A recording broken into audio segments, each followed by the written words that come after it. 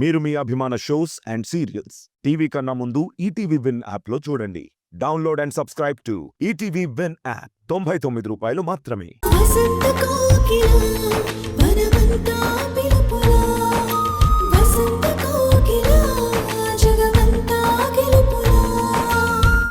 ఇప్పుడు ఎందుకు ఇలా సాడిస్ట్లా స్వార్థంగా మారిపోయారు?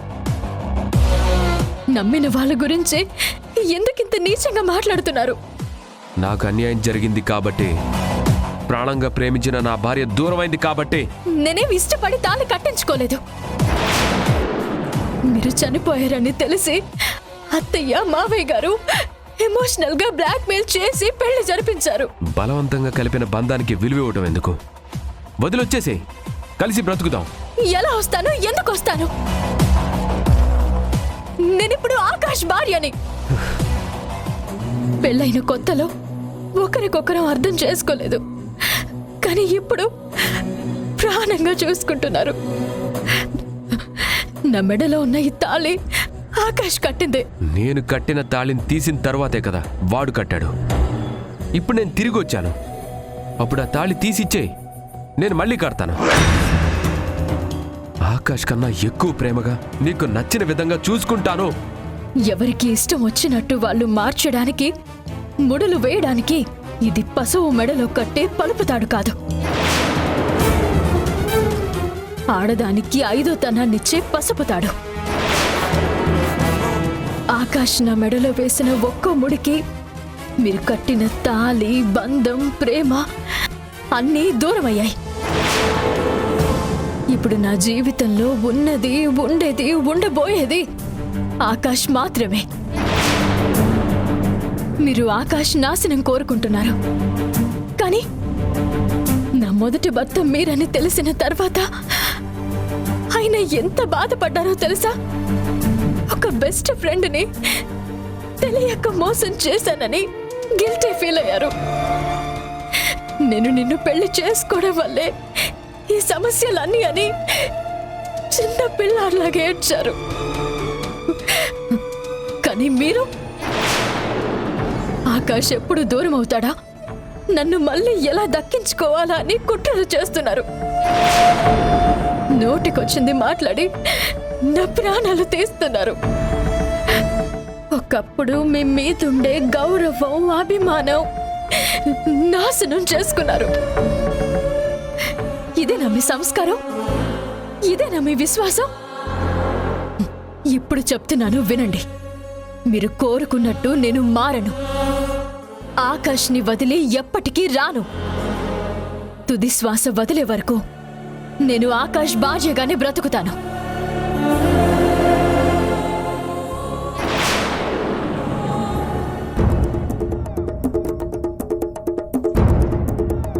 పాపం, కోర్టులో ఎదురు దెబ్బ తగిలేసరికి ఏం చెయ్యాలో తెలియక నా మీద ఎదురు తిరిగావు, అరిచి గీ పెట్టావు. నేనేమి నీ మాటలు పట్టించుకోలే సంధ్య, కానీ నిన్ను ఎలా లొంగ తీసుకోవాలో, నీ నిర్ణయాన్ని నాకు తగ్గట్టుగా ఎలా మార్చుకోవాలో నాకు బాగా తెలుసు.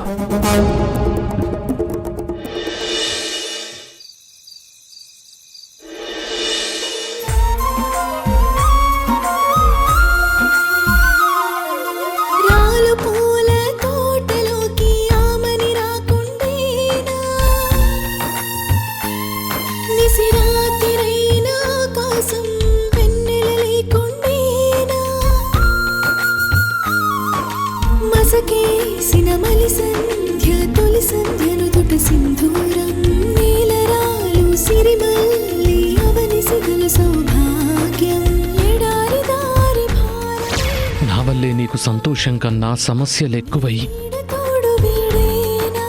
ఆనందం కన్నా ఆవేదనే ఎక్కువైంది.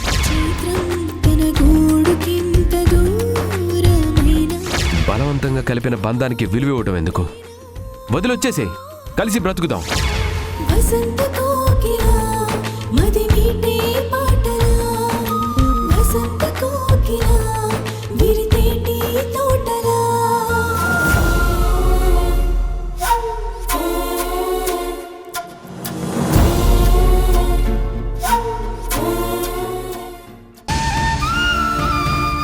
అన్నయ్య, కానిస్టేబుల్ భోజనం తీసుకొస్తే వద్దని చెప్పావంట. అవును, ఆకలిగా లేదు. నువ్వు కూడా తీసుకెళ్ళిపో. బెయిల్ రాలేదని బాధపడుతున్నావా? బాధ కాదు, నిజం న్యాయం నా వైపున్నా గెలుపు కోసం ఎందుకింత కష్టపడాల్సి వస్తుందో అర్థం కావటం లేదు. అందరూ చెప్పే మాట కన్నా న్యాయస్థానానికి నిజం కన్నా సాక్ష్యం కావాలి. నువ్వు మర్డర్ చేయలేదని చెప్పేది మన నోటి మాట అయ్యింది. మర్డర్ జరిగిన చోట్ల దొరికిన పర్స్, సీసీ ఫుటేజ్ సాక్ష్యంగా మారింది. దానికి తోడు ప్రతాప్ భార్య కూడా నీ వల్ల లైఫ్ థ్రెట్ ఉందని చెప్పడం వల్ల జడ్జి గారు ఆ పాయింట్ని కన్సిడర్ చేశారు. నేనెందుకు చంపుతాను విక్రమ్? ప్రాణం తీయడం అంటే నాకేమైనా సరదానా? నీకు శిక్ష పడేలా చేయడమే సుగుణ గారికి కావాల్సింది. దానికోసం ఏమైనా చేస్తారు, ఏమైనా చెబుతారు. జడ్జి గారు బెయిల్ రిజెక్ట్ చేసినా ఇంకా మనకు ఛాన్స్ ఉందన్నయ్య. నెక్స్ట్ వాయిదాలో నువ్వు ప్రతాప్ని మర్డర్ చేయలేదని సాక్ష్యాలని సంపాదించి కోర్టులో ప్రొడ్యూస్ చేద్దాం. అప్పుడు ఈజీగా బెయిల్ వస్తుంది. నువ్వేం టెన్షన్ పడొద్దన్నయ్య. నేను టెన్షన్ పడేది, భయపడేది బెయిల్ రాదను, బయటికి వెళ్ళలేనను కాదు విక్రమ్. పాపం నా కోసం ఆలోచిస్తూ ఒంటరిగా కష్టపడుతున్న సంధ్య కోసం. బెయిల్ రిజెక్ట్ చేస్తున్నాను అని జడ్జి గారు చెప్పగానే సంధ్య కళ్ళల్లో బాధ, భయం నాకు స్పష్టంగా కనిపించాయి. నా మీద పెంచుకున్న ప్రేమలో తన గురించి ఆలోచించడం పూర్తిగా మర్చిపోయింది. ఏ స్వార్థం లేని ఆ ప్రేమకి న్యాయం జరగదేమోనని నాకు భయంగా ఉంది విక్రమ్.